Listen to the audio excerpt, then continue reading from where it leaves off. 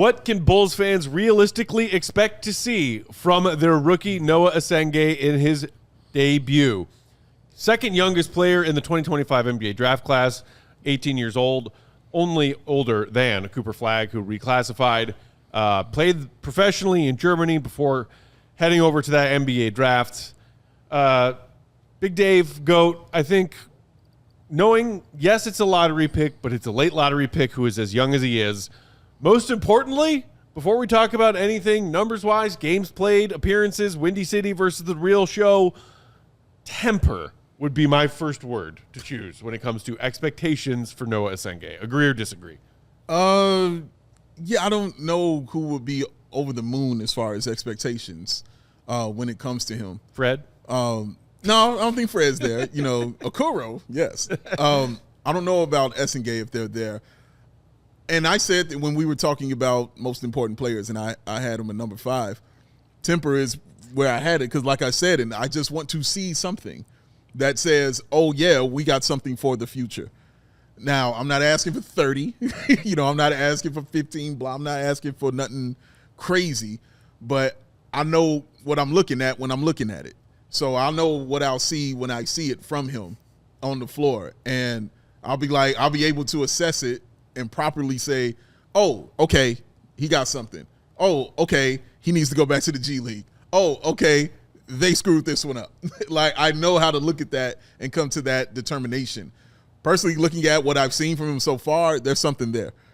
I just need to see it now in one of these 82 games. I don't care if it's the last 3 minutes of a blowout or if it's, early on in the game, whenever. I just need to see him out there on the floor and how he moves, in certain things that he does, and how much of the game does he really need to learn to be more advanced in his career.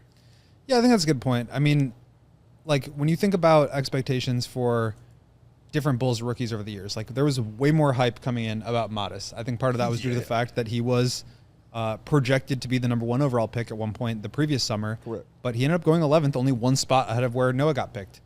Dalen Terry, 18th pick, did not come in with a lot of expectations. Mm-hmm. Patrick Williams, obviously 4th pick, came in with a lot and has not really lived up to that yet. But I think for Noah, the truth is probably somewhere in the middle. I think with how long and toolsy and raw he is, there's sort of this idea that he's just not going to play this year, that he is not going to be able to get on the court. And I think that he's going to have a big adjustment. It's a big difference going from, the German league to the NBA. I think it's going to be a really fast game. And we saw parts of that even in summer league where he was struggling to really fit in.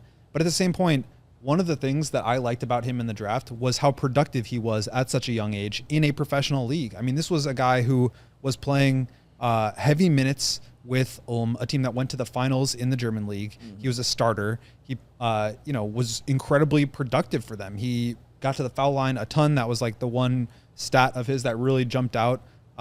Just somebody who was able to find a way to produce. He was a good rebounder, did not shoot the ball very well, but was a willing shooter, but got out in transition, played defense. I do think he's going to actually be able to produce a little bit on the floor for the Bulls. I'm not saying I think he's going to play a lot because I don't, but I do think that you will see him have some flashes out there where he shows some athleticism. He does some pretty incredible stuff, getting up and down, playing in the Bulls up-tempo style. And I think the game it's going to take some time for him to really become one with the game and not just let it completely fly past him. But I do think that we will see some production. I think that was one of the big selling points for him in the draft, is that he was productive. I can get behind that level of optimism to a point. Yeah. And look, as somebody who thinks it is all about developing the youth of this team right now, and that being of the utmost importance, play in tournament, be damned, AK, you listening? Open your ears. I'm just thinking if Billy Donovan's going to go out there and try and win as many games as possible this season, which he is, because those are his orders. It's a Hall of Fame coach. I have a hard time picturing Noah Essengue getting real minutes. Yeah. Just not to compare the two players, but just because it's consecutive late lottery picks in consecutive years, Modest versus Noah. Just take even his pre-All-Star break numbers, which were way more modest than after the All-Star break and the Zach trade, and Modest's role grew exponentially. Before the All-Star break, Modest still made 53 game appearances, averaging just shy of 15 minutes a game. if I were asked to guess what Noah's numbers look like compared to that, just in the 50 to 55 or so game sample size pre-All-Star break, I'd say cut those numbers in half. Spot minutes, mop-up minutes, and half as many appearances. Yeah. Twice as many DNPs. Yeah. Like that's just how I see it right now. No, you're right. That's all. That is correct. And I think what helps him is the position that he's plays. So if this was a guard, I'd be like, oh yeah, you're never seeing the floor ever. Like, this is just not going to happen, bro. But the fact he's in the front court, so it's Modest, it's Vooch, Jalen Smith, Zach Collins. Okay, like if something, God forbid, Patrick Williams. if something, God forbid, happens, and some one of those guys, can't go, like, Yep. not saying Billy will immediately turn to them, like you just stated, Patrick Williams would absolutely be the first guy they turn to, but it moves him up in a pecking order, trademark, and that would give him an opportunity, to maybe see the floor a little bit more than he probably would if everybody was just fully healthy, because it's going to be rare that guys are going to play all 82. It's just going to be rare in that case. We even saw, Jalen Smith struggling with a knee injury. Yeah. Also, that happened to him. So we saw Vooch sitting out a few games. Modest is going to miss, some games as well. He did that last year. I'm talking about last year.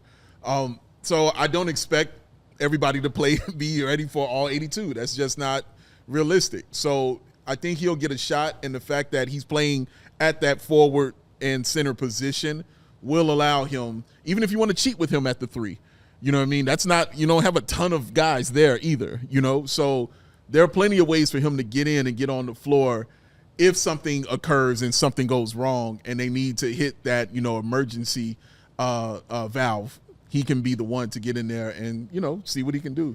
So last year, I think we remember this maybe a little bit differently than it actually went. Okay. Modest played 15 minutes a game before the All-Star break. Mm-hmm. Yeah. That's like more than I would have guessed if you just asked me.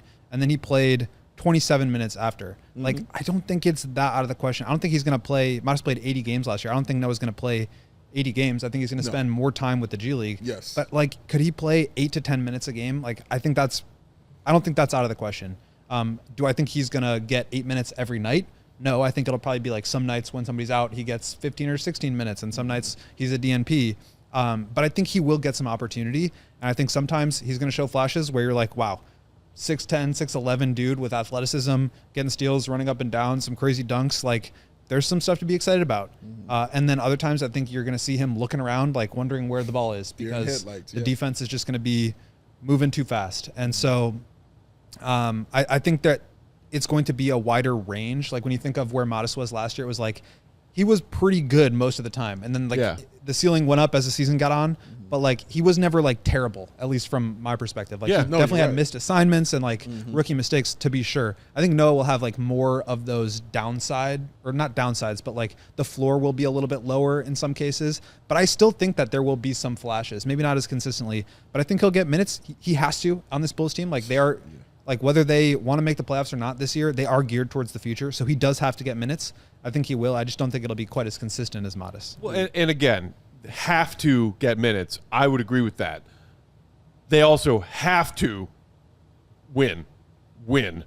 So if Noah looks like a 18-year-old who is still very much raw and not ready for the NBA, and having welcome to the NBA moments happen to him every other 30 seconds that he's on the floor, every other time down the floor, Billy Donovan's not going to stand for that. Yeah. Billy Donovan's going to say, cool, AK, I know that you drafted this kid, but he's not helping us win. Yeah. What do you want, AK? Do you want to answer to your bosses about how many wins we have right now, or do you want to play this kid? Yeah. So that's the way I'm seeing this. And look, I'm not saying that I have no faith in Noah, but comparing, again, to Modest, what we were advocating for on nights when we saw a glimpse of Modest and then when he went away is but he was a plus number on the floor. Yeah. He was actually helping the team with his play. He was. And because of that, some of the also young but more veteran teammates of Modest's saw their minutes go down as Modest's minutes went up. Yeah. And everybody was for that, I think. Yeah. Do I see the same thing happening with Noah Essengue? No, I don't. So we'll see. I'm not saying he can't prove us wrong, but I am guessing that Billy is going to bring him along slowly. Very slowly. Because he brought Modest along slowly, and Modest every night out pretty much was giving Billy a reason not to bring him along slowly. A great point. And I think also what helps Essengue is the defense as well. Because if you want to get a young person on the floor, it's going to have to be on the defensive end because they are not giving you the basketball to do anything. So that's how Ayo did it. That's how Modest did it. So we'll see Essengue, who is known to be that kind of defensive guy, do that. Also, for me, it makes the preseason that much more interesting because now he's going to get time there, to showcase and show what he can do. Play him all the preseason minutes. All the minutes. And him and Yuki, give them all the preseason minutes, all right? So it gives Billy a chance. It gives you a chance to feel Billy out. It gives Billy a chance to feel you out and see just how advanced you are in your basketball knowledge. I think that's the key for Billy right there is the defense and the IQ because you have to have those two things when we're talking about being a professional. So that's why he loved Modest. That's why he loved Ayo. They had those two things, man. So we'll be looking at it for Essengue.